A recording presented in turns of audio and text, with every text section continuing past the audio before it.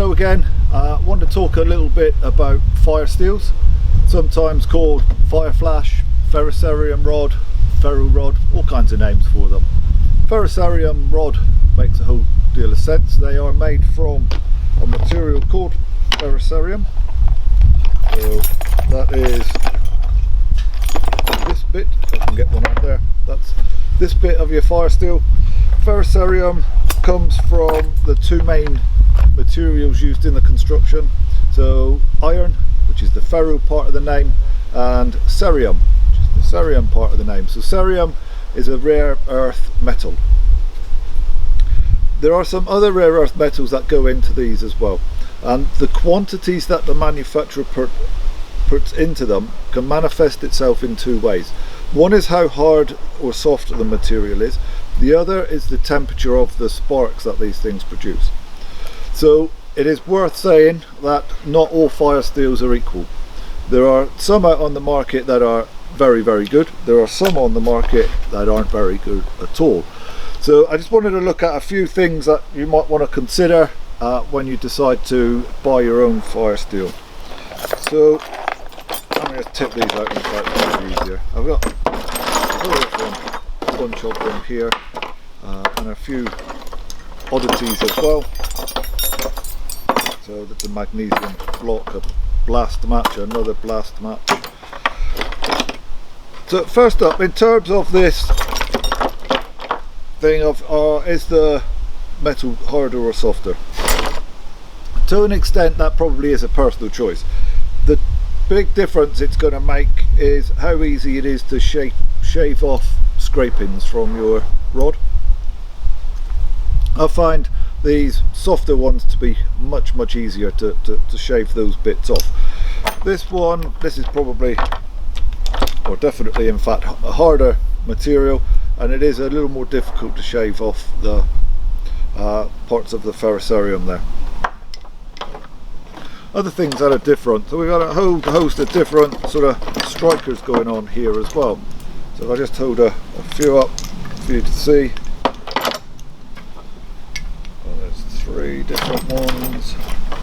There's a fourth different striker. I might need to figure out a better storage method than this. I'm just throwing them all into my box. There we go. Open another. So fifth.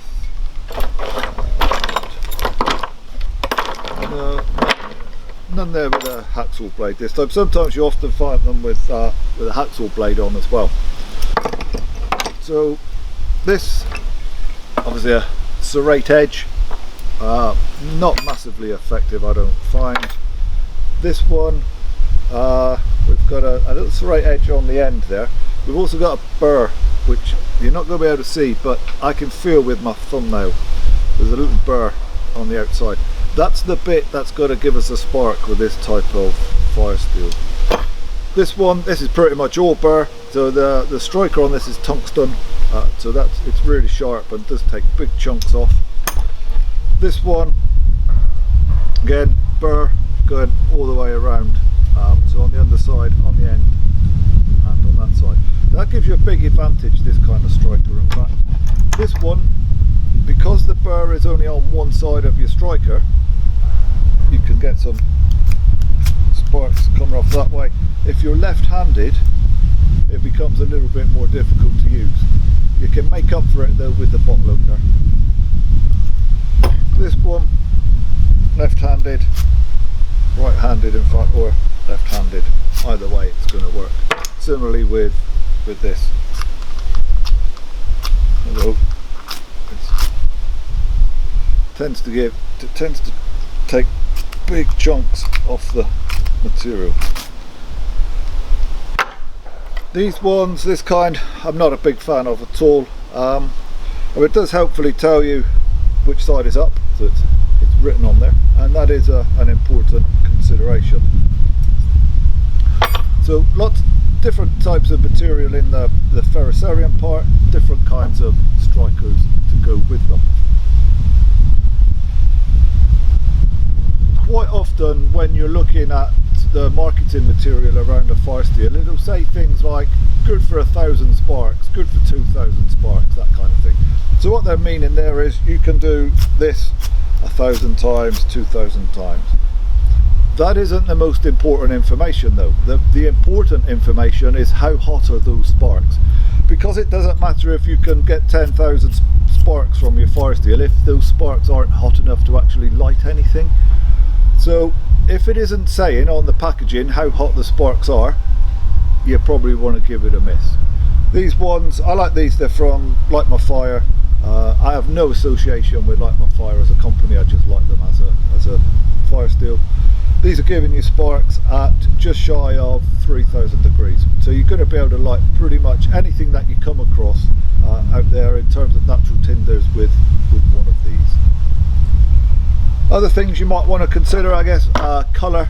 Again, I've sort of settled upon these orange ones over the years now. Much easier to find if you put it down on the ground. The other thing I often do is take off the little bit of black string that comes with it, and then I just add on a bit of brightly coloured paracord instead. Again, just to make it more, the thing more visible. When you buy these, more often than not, they have a black coating on. And what you need to do is just sort of use the steel there, scrape that black coating off to reveal this silvery grey surface underneath.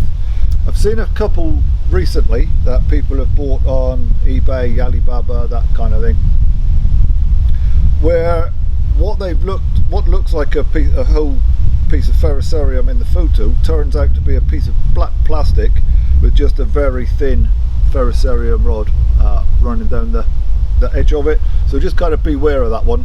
You are getting what you pay for it by and large with fire steels. Hopefully that's a few pointers, guys, just to give you some ideas about what it is you should be looking for as you're going out to buy a fire steel.